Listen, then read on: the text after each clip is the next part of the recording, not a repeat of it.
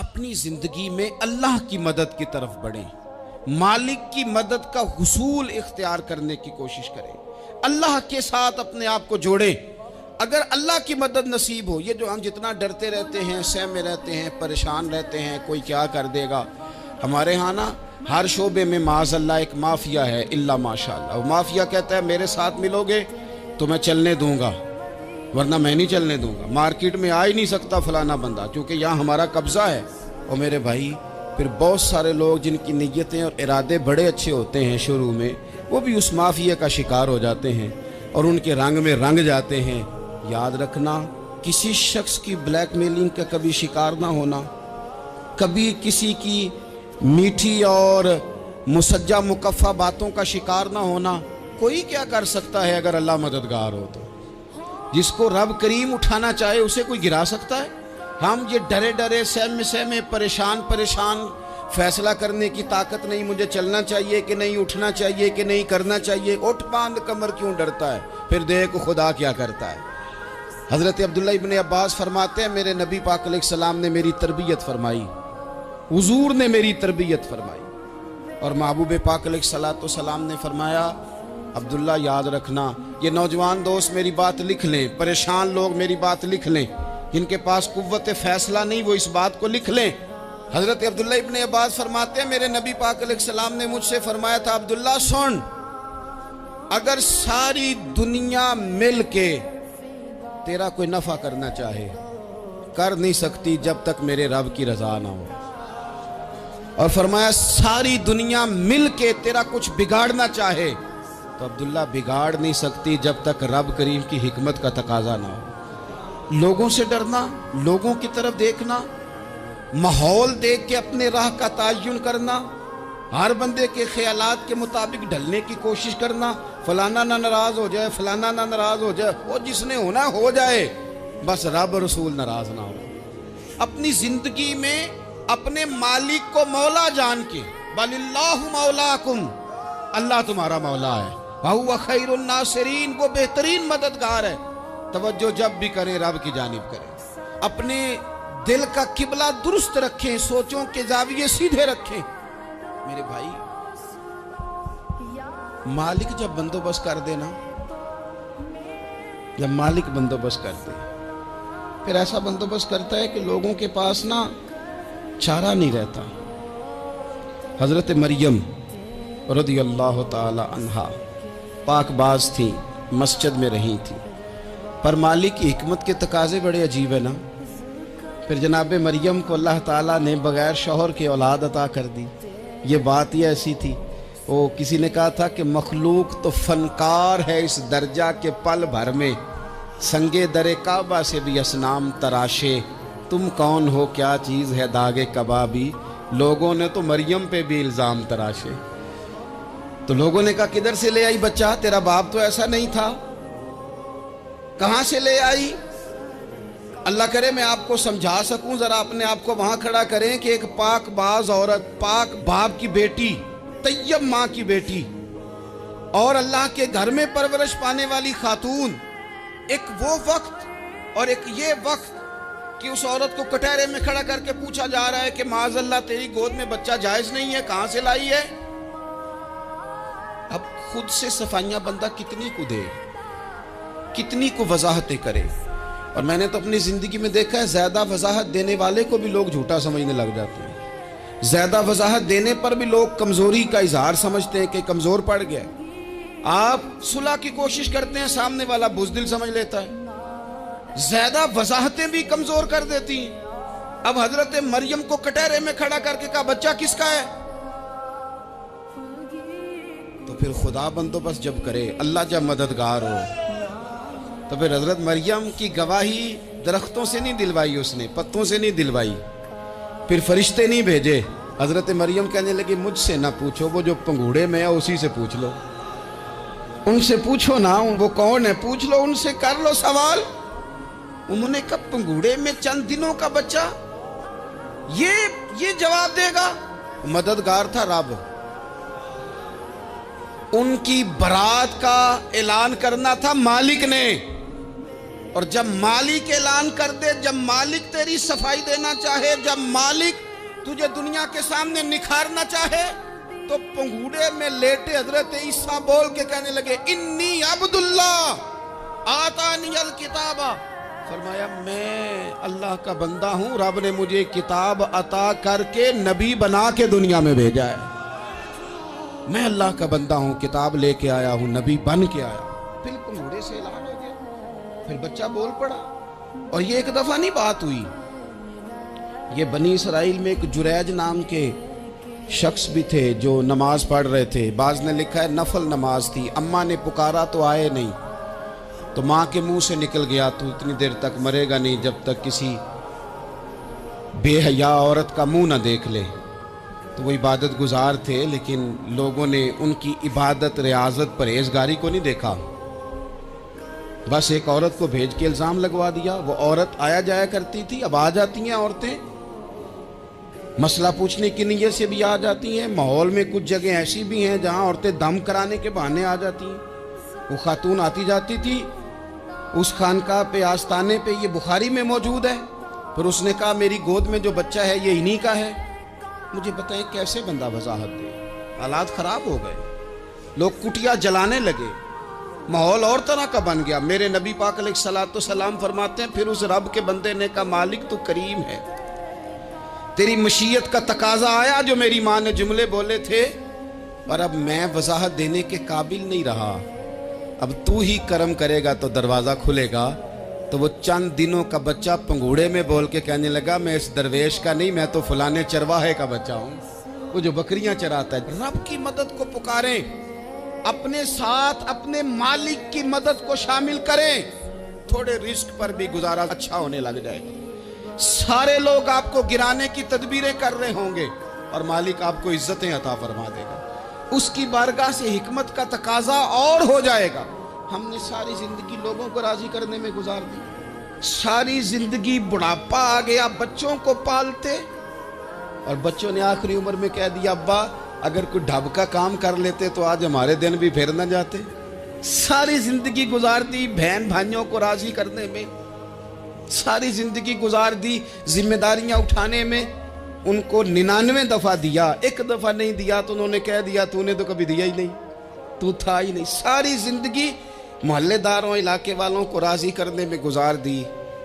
اور میں نے ایسے لوگ بھی دیکھے دین کے لیے وقت گزارا، لیکن جب بڑھاپے میں دانت کام نہ کرتے تھے تو وقت کے مفتیوں کو بھی مسجدوں کی کمیٹیوں نے کہہ دیا اب آپ کی سمجھ نہیں آتی، ہم نے خطیب کو یور رکھنا ہے، نہ دیکھو دنیا کی طرف، دنیا رلا دیتی ہے، نہ راضی کرو بندوں کو، بندے تھکا دیتے ہیں، نہ پیچھے بھاگو ہر وقت دنیا داروں کے، یہ انسان کو کمزور کر دیتے ہیں۔ وہ تو کریم ہی بڑا ہے، 2 آنسو زمین پر بعد میں گرتے ہیں، بندے کے گناہ سارے پہلے معاف فرما دیتا ہے۔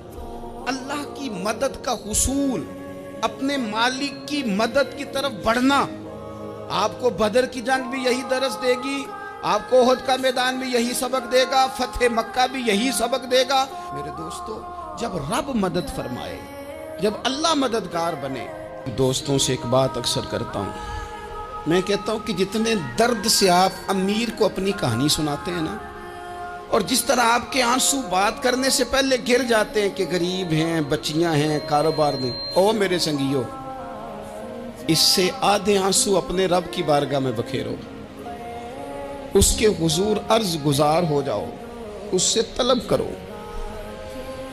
ایک وقت انسان پر زندگی میں ایسا آتا ہے کہ اسے یوں محسوس ہوتا ہے کہ میرا سایہ بھی ذرا سا پیچھے ہٹ گیا ہے، اسے یوں لگتا ہے کہ میں کسی سہارے پہ ہاتھ ڈالتا ہوں تو وہ بھاگ جاتا ہے مجھ سے، لیکن مالک کی بارگاہ ایسی عظیم بارگاہ ہے، رب رسول کے آستانے اتنے بڑے ہیں کہ آپ جب وہاں کشکول طلب دراز کرتے ہیں تو جھولی پھیلانے میں دیر لگتی ہے، ان کو بھرنے میں تو کوئی دیر نہیں لگتی۔ ہم نے اپنا سوچ کا قبلہ ہی دنیا کو بنا لیا۔ یہ جو اللہ والوں کی مدد ہے یہ تو اللہ ہی کی مدد ہے، لیکن یہ جو سیٹھوں کی طرف توجہ کرنا، نوابوں کی طرف توجہ کرنا، دنیا داروں کی طرف توجہ کرنا، اور اپنا مزاج اس طرح کا بنا لینا، یارو गर्दन को झुका देता है खैरात का पत्थर, जहां में मांगने वालों के सर कभी ऊंचे नहीं होते। और इकबाल कहते हैं गैरत है बड़ी चीज जहाने तगो दो में, पहनाती है ये फक्र को ताजे सरदारा। मैं अर्ज करूंगा कि अपनी आप जब तवज्जो का किबला अल्लाह रसूल को बनाएंगे तो रब फरमाते वयर्ज़ुक़हु मिन हैसु ला यहतसिब, मैं ना तुझे वहां से रिस्क दूंगा जहां से कभी तेरा गुमान भी नहीं गया होगा। यहां से भी मिल सकता है, तूने सोचा भी नहीं होगा। बुखारी शरीफ में हदीस है, हज़रत जाबिर इब्न अब्दुल्लाह फरमाते हैं नबी पाक सल्लल्लाहु अलैहि वसल्लम ने ना 300 लोगों का एक लश्कर रवाना किया किसी मुहिम के लिए, किसी जिहाद के लिए।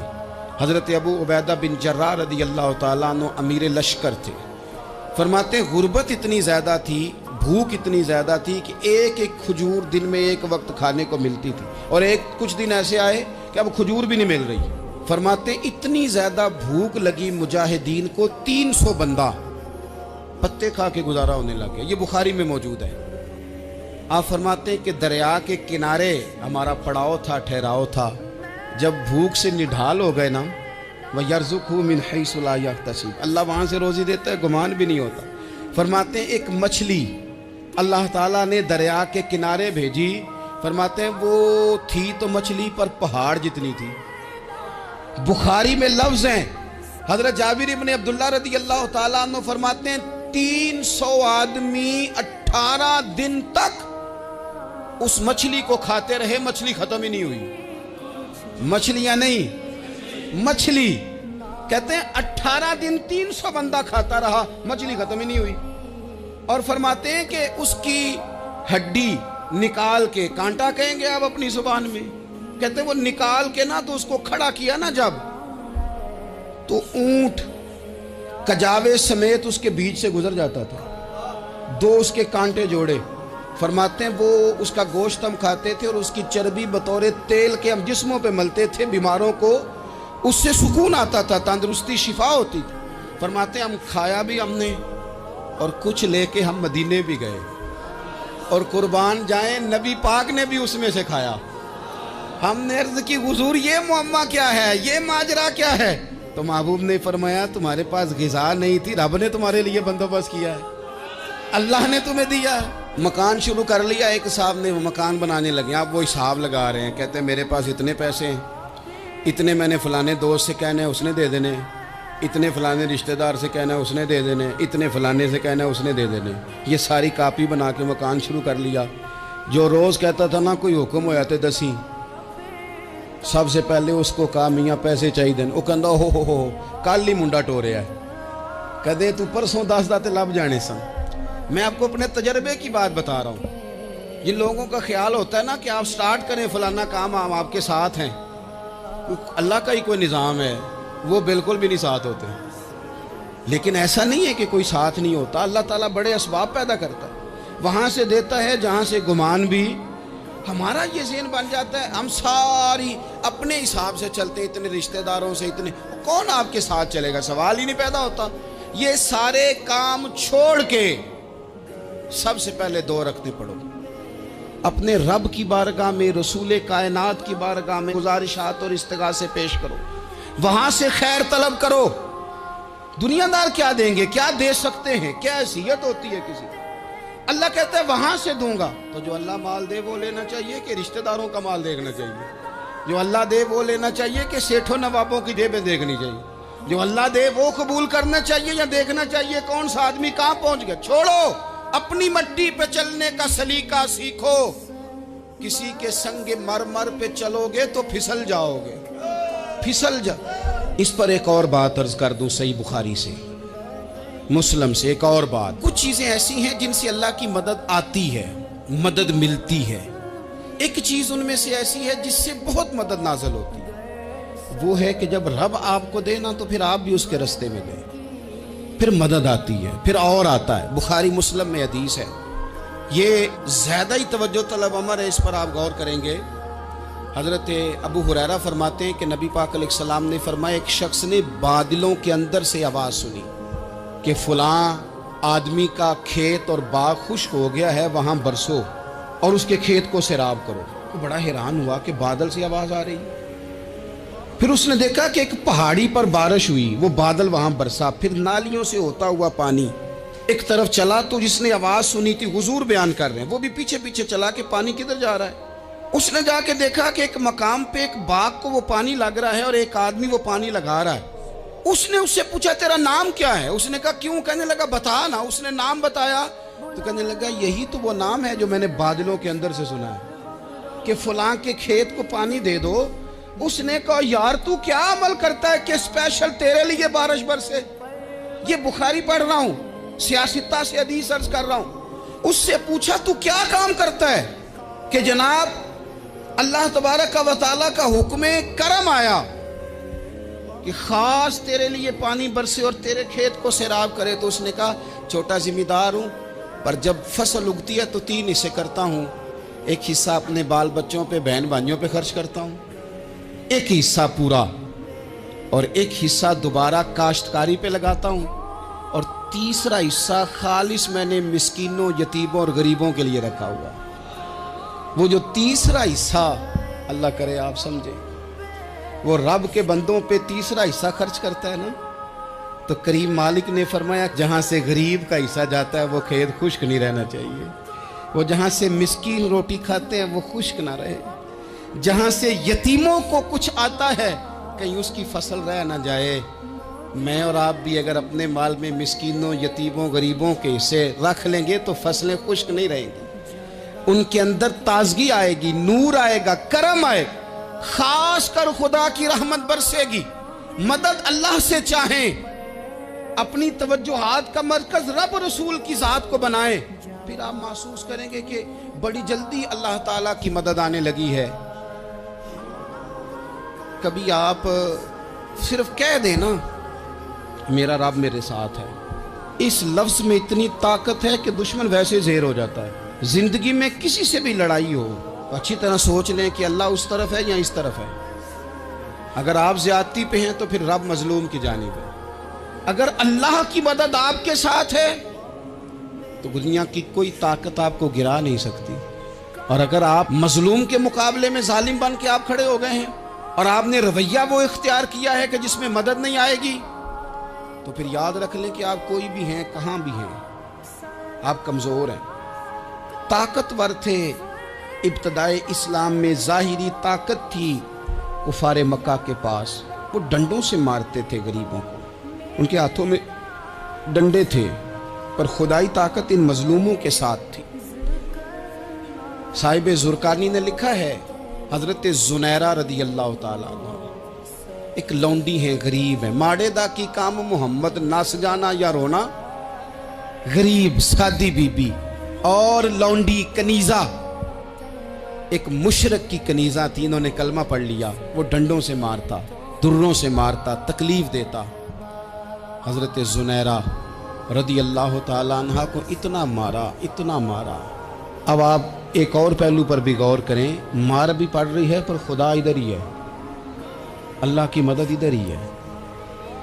رب کہتا ہے کہ پہلے تو صبر کرنا، ان اللہ مع الصابرین، تو صبر کرے گا تو پھر رب کی معیت ملے گی، ذرا ٹھہرنا، تو تھوڑا ڈٹنا۔ ان الذین قالوا ربنا اللہ ثم استقاموا تتنزل علیہم الملائکہ، تو کہے اللہ میرا رب ہے، پھر تو پہلے ڈٹ، پہلے تو نے ڈٹنا ہے۔ ثم استقاموا، جو ڈٹ گیا، تتنزل علیہم الملائکہ، ڈٹنے والے کے لیے مدد آتی، پہلے تھوڑا ٹھہرنا پڑتا ہے، پہلے تھوڑا صبر کرنا پڑتا ہے، حوصلہ کرنا پڑتا، اس کے بعد مدد آتی۔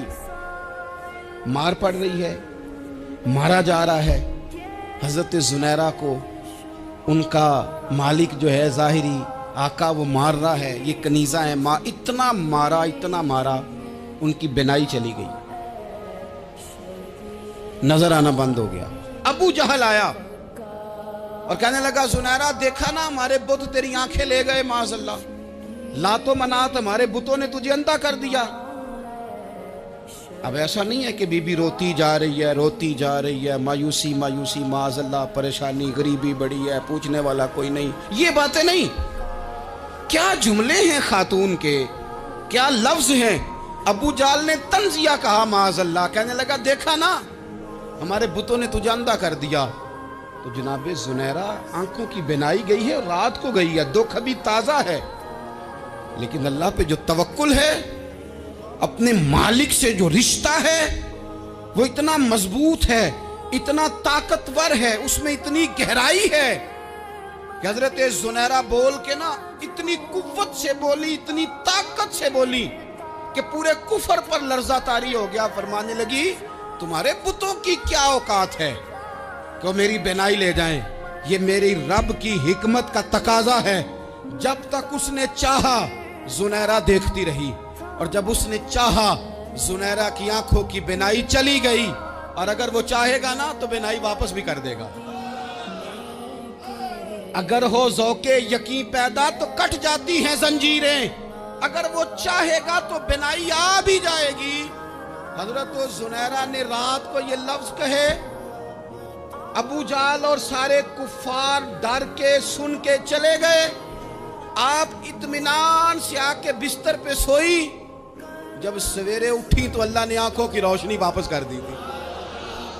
آنکھوں کی اب چھڑی پکڑی ہے، بازاروں میں گھومتی ہیں، کہتی ہیں بلاؤ کدھر ہے تمہارے نعت و منات، دیکھو میرے رب نے روشنی واپس کر دی۔ آ کر میرے ساتھ ادھر آ، ستمگر ہنر آزمائیں، تو تیر آزما ہم جگر آزمائیں۔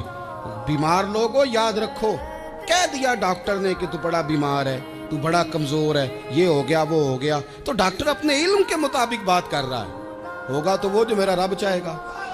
کمزور ہو جانا، پریشان ہو جانا، تکلیف میں آ جانا، پتہ نہیں بات ہو گئی ہے تو جانے کیا ہو جائے گا۔ اپنی زندگی کے اندر اپنے رب سے رشتہ مضبوط کریں، رسول کائنات سے رشتہ مضبوط کریں، اللہ والوں سے رشتہ مضبوط کریں۔ حضرت زنیرہ نے پیغام دیا کہ زندگی میں جو جینا چاہتے ہیں تو وہ رب کا نام لے کے جی سکتے ہیں، جو اپنی زندگی میں خوشیاں دیکھنا چاہتے ہیں تو رسول اللہ کے نام پر خوشیاں دیکھی جا سکتی ہیں۔ توکل کی بنیاد پر بندہ خوشیاں لے سکتا ہے، اور اگر انسان میں توکل نہیں ہے تو پھر وہ اس کالے جادو سے بھی ڈر رہا ہے، وہ نیلے سے بھی ڈر رہا ہے، وہ پیلے سے بھی ڈر رہا ہے، وہ فلانے سے بھی ڈر رہا ہے، وہ میرے خلاف فلانا رشتہ دار سازش کر رہا ہے تو ڈر رہا ہے، فلانا میرے بارے میں یہ کر رہا ہے تو ڈر رہا ہے، وہ پتہ نہیں دنیا ادھر ہو جائے گی تو کیا ہو جائے گا، اٹھ باندھ کمر کیوں ڈرتا ہے، پھر دیکھ خدا کیا کرتا ہے۔ تو اس ساری گفتگو کا نچوڑ آپ کو یہ عرض کیا ہے، سب سے پہلے تو یہ کہ میدانوں میں مدد بھی اللہ کی، رزق میں مدد بھی اللہ کی، فصلیں خشک ہوں تو مدد پھر بھی اللہ کرے، تو پھر ساری مدد، اور اگر انسان بیمار ہو تو پھر بھی مدد اللہ کی۔ تو اپنے اللہ کی جانب توجہ کو بڑھائیں، آپ اللہ سے مدد کے سوالی بنیں۔ ترمذی کی ایک حدیث ہے، میں آپ کو زندگی کا تجربہ بتاتا ہوں کہ جب میں بڑا پریشان ہوتا ہوں تو یہ والی روایت کھول لیتا ہوں، مزہ دیتی ہے۔ میرے نبی پاک علیہ السلام نے فرمایا اپنے دکھ سیٹھوں نوابوں کو نہ کہنا، مالداروں کا نہ کہنا، ورنہ اللہ تمہیں کبھی غنی نہیں کرے گا۔ فرمایا اپنے دکھ اپنے رب کی بارگاہ میں عرض کرنا، جلدی کرے یا دیر سے کرے اللہ تمہیں لوگوں سے بے نیاز کر دے گا۔